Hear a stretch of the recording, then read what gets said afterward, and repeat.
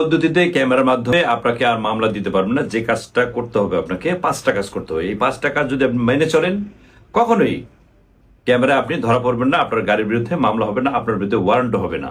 অনেকেই বিতর্ক করতেছেন, অনেক ড্রাইভার বলছেন যে আমি 25-30 বছর ঢাকা শহরে গাড়ি চালাই, এরকম তো দেখি নাই কখনো, কেন এটা আমাদেরকে আগে জানাইলো না।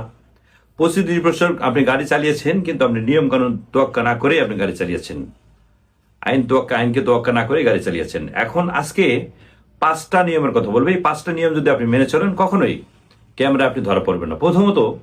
প্রথম যে কাজটা করবেন সেটা হচ্ছে রেড লাইট, লাল সংকেত যখন পড়বে, সিগন্যাল বাতি যখন জ্বলবে, লাল বাতি যখন জ্বলবে, তখন আপনি গাড়ি স্টপ করে দেবেন, গাড়ি আর চালাইতে পারবেন না। এটা করবেন আর মামলা হবে না। এটা হলো 1 নম্বর। 2 নম্বর কি, স্টপ লাইনের বাইরে গাড়ি থামাইতে পারবেন না।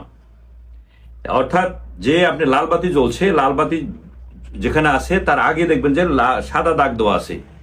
এই সাদা দাগ অতিক্রম করলে, যদি আপনি গাড়ির অতিক্রম করে যদি গাড়ি দাঁড় করান, সেক্ষেত্রে আপনার বিরুদ্ধে মামলা হবে। এটা করা যাবে না। এটা করলে, এটা যদি মেনে চলেন, তাহলে আপনারা মামলা দিতে পারবেন। আর একটা কিছু, উল্টা পথে গাড়ি চালাবেন না। অনেকেই উল্টা পথে গাড়ি চালান। উল্টা পথে গাড়ি চালা, আপনি যতই ক্ষমতাধর ব্যক্তি হন না কেন, ক্যামেরা কিন্তু আপনাকে ক্ষমতা মানবে না। আপনার বিরুদ্ধে নোটিশ চলে যাবে, আপনার বিরুদ্ধে সমন যাবে, আপনার বিরুদ্ধে ওয়ারেন্ট হতে পারে।